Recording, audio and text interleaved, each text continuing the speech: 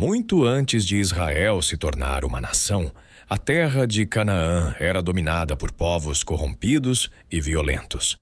O Senhor olhou para a terra e viu a maldade que havia tomado o coração de seus habitantes, e sua justiça se ergueu. Não se tratava de ódio ou vingança, mas de santidade e justiça, de um mundo que precisava ser purificado para que o plano divino pudesse avançar. Os cananeus haviam se perdido em práticas abomináveis, ignorando o que era justo e verdadeiro. Deus não desejava a destruição sem propósito, mas o fim da corrupção que ameaçava a vida e a fé de seu povo escolhido. A história da queda dos cananeus é um aviso. A justiça do Criador é inexorável, e sua paciência, embora longa, tem um limite. O destino da terra estava selado, e os eventos que se seguiram mostrariam que a santidade de Deus é mais poderosa que qualquer fortaleza humana. E assim, através do juízo divino, a promessa de uma terra preparada para Israel foi cumprida. Esta é a história da justiça, da santidade e do poder de Deus sobre aqueles que se afastam do caminho da retidão. Mergulhe conosco nas brumas da história antiga, em uma terra de promessas e sombras, onde o destino de uma civilização inteira foi selado por uma ordem divina. Estamos falando de Canaã, o coração pulsante do antigo Oriente Médio, um lugar de beleza estonteante e uma escuridão moral que a Bíblia descreve como repugnante a Deus.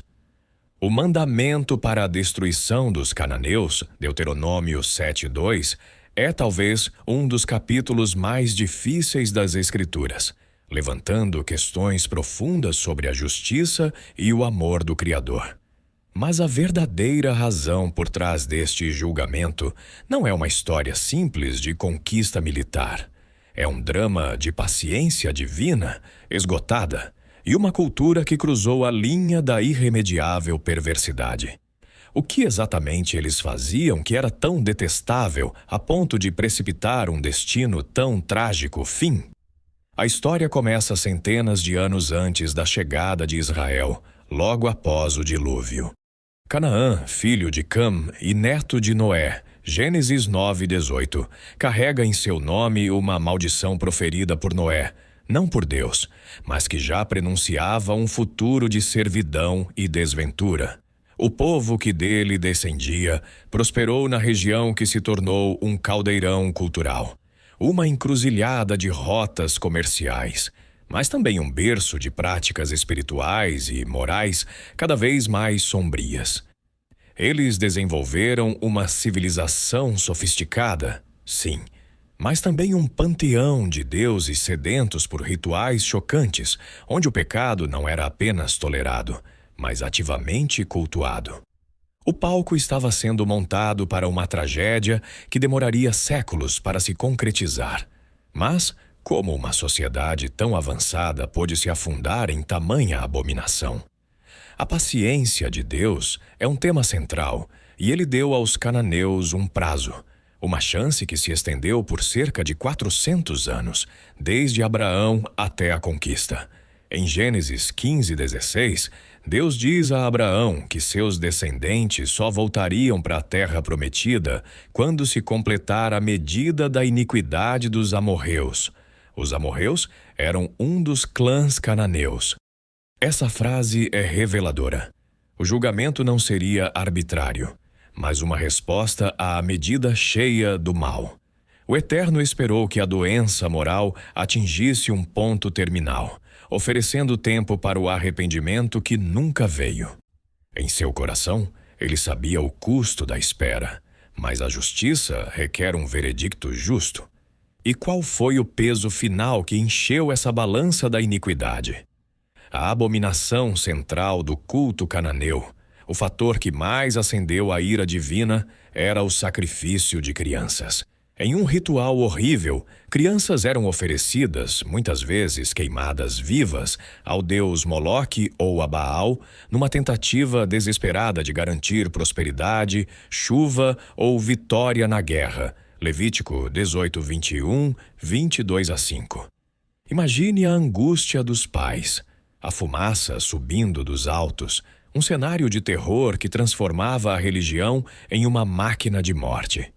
Além disso, a prostituição cultual, o incesto e a bestialidade eram ritos comuns, misturando o sagrado e o profano em uma orgia de depravação.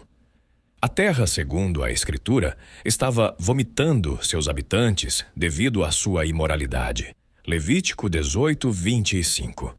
Esse nível de desumanização ultrapassa qualquer mal que possamos conceber hoje. O propósito da purificação de Canaã, então, era duplo. Era um ato de julgamento contra a iniquidade extrema dos cananeus e, simultaneamente, uma medida de proteção para o povo de Israel. Deus sabia que a convivência com tal depravação resultaria na inevitável contaminação de sua nação escolhida. O objetivo era estabelecer um povo santo, uma luz para as nações, e essa luz não poderia ser acesa no meio de uma escuridão tão densa. A ordem de destruir completamente era uma quarentena espiritual, um corte cirúrgico para salvar o corpo. Era uma escolha dramática, permitir que um povo corrupto permanecesse e condenasse a humanidade, ou erradicá-lo para preservar o caminho da redenção. Mas por que o destino da humanidade dependia de Israel, e Israel dependia dessa erradicação? O drama se intensifica com a figura de Abraão e o pacto da terra. Gênesis 12, 1-3. Deus prometeu que através dele e de sua descendência, todas as famílias da terra seriam abençoadas. Israel não era o fim em si, mas o veículo para o Messias, a linhagem que traria a salvação. Se os israelitas fossem corrompidos pela idolatria e imoralidade cananeia, essa linhagem messiânica, o plano de redenção, estaria em risco. A guerra contra Canaã, vista sob essa lente, transforma-se em uma batalha cósmica para preservar o plano divino. O juízo sobre os cananeus era, paradoxalmente, um ato de amor e preservação por toda a humanidade futura. Como nunca viu, essa destruição era sobre o futuro, não apenas o presente. Após 40 anos no deserto, a nova geração de Israel, liderada pelo corajoso Josué, se encontra à beira da terra prometida. A visão da terra, descrita como que mana leite e mel, era ofuscada pela ameaça dos gigantes e das fortalezas impenetráveis. Números 13, 28. O medo era real. Os cananeus eram guerreiros ferozes, organizados em cidades-estado poderosas como Jericó. Eles não eram uma ameaça insignificante, mas sim uma força militar formidável. O desafio para Israel era mais do que físico, era um teste de fé radical. Eles precisavam confiar que o poder invisível de seu Deus era maior do que as muralhas de pedra e os carros de ferro dos inimigos. O que a fé de Josué pode nos ensinar sobre enfrentar os gigantes da nossa própria vida? O primeiro grande ato de justiça e misericórdia combinadas acontece em Jericó, Josué 6. Esta cidade, um símbolo da resistência cananeia, nos oferece a primeira revelação de que nem todos os cananeus estavam condenados. Raabe, uma prostituta, mas de coração aberto à verdade, reconhece a grandeza do Deus de Israel e esconde os espiões. Por sua fé, ela e sua família são salvas da destruição total. Josué 6:25. Essa exceção prova a regra. A salvação estava disponível a quem se arrependesse e se voltasse para o eterno. O julgamento de Deus não era racial, era moral. O que distingue Raabe de seus vizinhos? Sua fé, sua escolha de se alinhar com a justiça, mesmo em meio à sua própria escuridão. A queda de Jericó é um dos momentos mais cinematográficos da Bíblia. Silêncio, passos, trombetas, o grito do povo e as muralhas ruindo. Josué 6:20. Esse milagre deixou claro para Israel e para os cananeus que o Deus deles estava lutando por eles. O Senhor usou táticas não convencionais para demonstrar que a vitória não dependia da força do braço humano, mas do poder divino. Isso desmoralizou os reis cananeus, mas tragicamente muitos persistiram na sua rebeldia e idolatria, endurecendo o coração. Eles viram o poder, mas recusaram a lição, o que nos faz ignorar as evidências mais claras do poder de Deus em nossas vidas. Após Jericó, a história de Ai, Josué 7, nos mostra que a obediência parcial e o pecado interno eram tão perigosos quanto a ameaça externa. Acã, ao roubar despojos destinados à destruição, o Érer, ou anátema, trouxe a derrota para o exército israelita. A pureza do povo de Deus precisava ser mantida para que a missão fosse bem-sucedida. O julgamento não era apenas para os cananeus. A desobediência de Israel também traria consequências imediatas e severas. Essa reviravolta trágica mostra que Deus não tem favoritos no que diz respeito à justiça e à santidade. A linha entre a bênção e a maldição, para Israel, era a obediência. E como essa história nos adverte sobre os pecados ocultos que carregamos. O termo Érer, traduzido como anátema ou destruição total, merece uma atenção especial. Essa não era uma licença para genocídio motivado por ódio racial, como o mundo moderno poderia interpretar. Era um ato de consagração e purificação. A cidade e seus bens, por estarem totalmente contaminados pelo mal, eram consagrados ao Senhor através da remoção completa. Trazendo para nossa realidade espiritual, isso representa a necessidade de uma purificação radical e total das abominações do nosso coração. O Érer cananeu é um símbolo da guerra espiritual que travamos contra o pecado enraizado. Mas, como podemos aplicar uma lei tão severa em um mundo que prega a tolerância absoluta? Os reinos cananeus, ao invés de se arrependerem diante das maravilhas e dos julgamentos, uniram-se em uma grande coalizão para enfrentar Josué. Josué 9, 1-2. Essa aliança de reis do sul, liderados por Adoni-Zedeque, e depois do norte, sob Jabim, demonstra sua obstinada recusa em mudar de caminho. Eles escolheram a guerra, confiando em seus carros e cavalos, ao invés de se curvarem ao Deus que havia dividido o Mar Vermelho e derrubado Jericó. A Bíblia sugere que foi o próprio Senhor que endureceu o coração deles. Josué 11:20, no sentido de que, ao remover seu freio de misericórdia, permitiu que a escolha deles pela rebeldia seguisse seu curso natural até o trágico fim. A Batalha de Gibeão, Josué 10, é um dos eventos mais sobrenaturais da história. Em meio a um confronto decisivo, Josué clama a Deus, e a Escritura relata que o sol parou no meio do céu. Josué 10, 13, para dar tempo a Israel de completar a vitória. A natureza se curva à vontade do Criador para que a justiça fosse plenamente executada.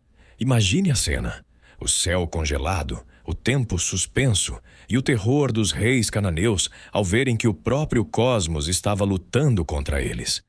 Essa intervenção radical sublinha o quão crucial era a remoção daquela iniquidade para os planos de Deus. A verdadeira razão do milagre não era apenas militar, mas judiciário. Seguindo as tradições antigas, alguns textos apócrifos sugerem que os cananeus tinham conhecimento da profecia do juízo que se abateria sobre eles, uma memória transmitida desde os dias de Noé. O que se sabe é que o terror do Deus de Israel já havia se espalhado. O medo era palpável, como evidenciado pelo testemunho de Raabe. Eles tinham todas as chances de se arrependerem, de fugirem ou de se aliarem a Israel, como fizeram os gibeonitas, Josué 9, que, por astúcia e uma mudança de lealdade, conseguiram sobreviver. O caminho da misericórdia estava aberto. No entanto, a maioria optou pela obstinação e pela confiança em seus falsos deuses, selando seu destino. O que nos impede de reconhecer a advertência divina hoje? A maldição de Canaã estava ligada à perversidade sexual. O culto a Baal e a Será, as principais divindades cananeias, era essencialmente um culto de fertilidade que envolvia rituais sexuais explícitos. Os postes ídolos de Aserá não eram apenas estátuas, mas símbolos sexuais erigidos para garantir a colheita, misturando religião e libertinagem de maneira destrutiva. Deus estava estabelecendo para Israel uma contracultura radical: pureza, fidelidade e justiça, em oposição direta à depravação de seus vizinhos. Essa oposição moral é a chave para entender a severidade do julgamento. A santidade do Criador não pode tolerar a promiscuidade espiritual e física. Outro mistério, revelado, é o conceito de que o julgamento sobre os cananeus era uma forma de pena capital corporativa. Não era um genocídio étnico, mas a execução da sentença de morte sobre uma cultura que, em sua totalidade, havia se tornado um câncer moral terminal. Pense em Sodoma e Gomorra. Gênesis 19, 24. Cidades destruídas pela mesma imoralidade e falta de justiça. A diferença é que, em Canaã, o juízo foi executado através de um agente humano, Israel. A nação de Josué agiu como a espada de Deus, um executor temporário de uma justiça que se abateu sobre um povo que havia ultrapassado todos os limites morais. Mas isso não torna a cena menos sombria e desafiadora para nossa sensibilidade. O preço da obediência foi alto para Israel. Ser a espada de Deus exigia uma dureza que ia contra a compaixão humana natural. Era um ato de fé difícil, onde a misericórdia para com o inimigo poderia significar a destruição espiritual da própria nação. A Bíblia registra as emoções, o medo e a trepidação dos israelitas diante da enormidade da tarefa. Eles viam o terror nos olhos dos cananeus, mas sabiam que tinham uma missão maior a cumprir. A verdadeira coragem, nesse contexto, não era a ausência de medo, mas a ação em fé, mesmo com o coração pesado. Eles estavam sendo forjados no fogo da guerra para se tornarem um povo distinto. No entanto, Israel não cumpriu o mandamento do Érer completamente. Ao invés de destruírem totalmente as nações, eles as colocaram sob trabalho forçado, buscando lucro e mão de obra barata. Juízes 1, 27 a 33. Essa obediência parcial foi a verdadeira razão de seus sofrimentos futuros. Os cananeus remanescentes se tornaram espinhos nos lados de Israel, levando-os à idolatria e à opressão por juízes e reis estrangeiros. Juízes 2:3. A recusa em completar a limpeza levou a um ciclo de apostasia, juízo e arrependimento que dominaria toda a época dos juízes. A lição é clara: a meia obediência é desobediência. Durante o período dos juízes, a influência cananeia ressurgiu de forma trágica fim. Os israelitas começaram a adorar os deuses locais, se casaram com as filhas e filhos dos cananeus e se envolveram em suas práticas imorais. Juízes 3:5 a 7. O resultado foi a opressão de reis como Jabim de Azor, cujo comandante Sísera oprimiu cruelmente os filhos de Israel. Juízes 4:3, por 20 anos. A história cananeia não termina na conquista de Josué. Ela se arrasta como uma sombra, mostrando o perigo persistente da contaminação espiritual. O que nos impede de remover totalmente os restos do nosso velho eu? Textos antigos, como os encontrados em Ugarit, uma cidade cananeia, revelam a riqueza da mitologia cananeia, centrada em Baal como deus da tempestade e El como o Deus Supremo. Essa complexa cosmologia era sedutora e atraente para um Israel que ansiava por deuses que pudessem ser manipulados para garantir a chuva e a fertilidade, algo que a fé no Deus invisível e justo parecia não prometer de forma tão direta. Os cananeus ofereciam uma religião de conveniência, onde o prazer e o materialismo estavam intrinsecamente ligados ao culto. Isso era um grande perigo para a nação, que lutava para manter a pureza monoteísta. O impacto dos cananeus se estendeu até a monarquia de Israel. Reis como Acabe e sua esposa Fenícia, cananeia, Jezabel trouxeram o culto a Baal para o centro da vida israelita. 1 Reis 16, 31 a 33. Jezabel tentou exterminar os profetas de Deus e a nação mergulhou em um dos seus períodos mais sombrios. O profeta Elias, 1 Reis 18, enfrentou 450 profetas de Baal no Monte Carmelo em um desafio dramático que provou, como nunca viu, o poder e a unicidade do Deus de Israel, Yahvé. A luta contra o mal cananeu persistiu por séculos, mostrando a tenacidade da influência da iniquidade. Voltando ao ponto de vista de Josué, imagine a visão que ele tinha do futuro. Ele não estava apenas vencendo batalhas táticas, ele estava lançando a semente de um reino que um dia produziria o Messias, o próprio Jesus. Cada ato de obediência na guerra contra Canaã era um passo em direção a Belém. O julgamento dos cananeus, em sua dureza, é a base para a misericórdia máxima, a vinda do Salvador. Se o mal não fosse contido, a luz não poderia nascer. Essa perspectiva nos dá a verdadeira razão de Deus, preservar a linhagem da salvação para que você pudesse ter a oportunidade de conhecê-lo. A arqueologia moderna, ao escavar as ruínas de cidades cananeias, confirma a depravação descrita na Bíblia. Altares de sacrifício com restos de crianças e evidências de rituais de fertilidade obscenos. A ciência, de certa forma, corrobora a narrativa bíblica de que o julgamento divino foi uma resposta justa e merecida a uma cultura que havia se autodestruído moralmente. A severidade da punição serve como um lembrete solene de que as ações têm consequências eternas e que Deus, o justo juiz, não permitirá que a maldade desenfreada corrompa a criação para sempre. Para nós, hoje, a história do trágico fim dos cananeus é um poderoso espelho. Nós não somos chamados a travar guerras físicas com espadas, mas a lutar uma batalha espiritual contra as fortalezas do pecado em nossa própria vida. Efésios 6:12. Nossos cananeus são a idolatria do dinheiro, o sacrifício de nossa moral em altares de prazeres momentâneos e a prostituição espiritual que trocamos pelo nosso relacionamento com Deus. Somos convidados a um érer interior, uma destruição completa de todo vestígio de imoralidade e iniquidade. O julgamento que se abateu sobre Canaã adverte-nos sobre o perigo de permitir que o mal enraize em nosso coração.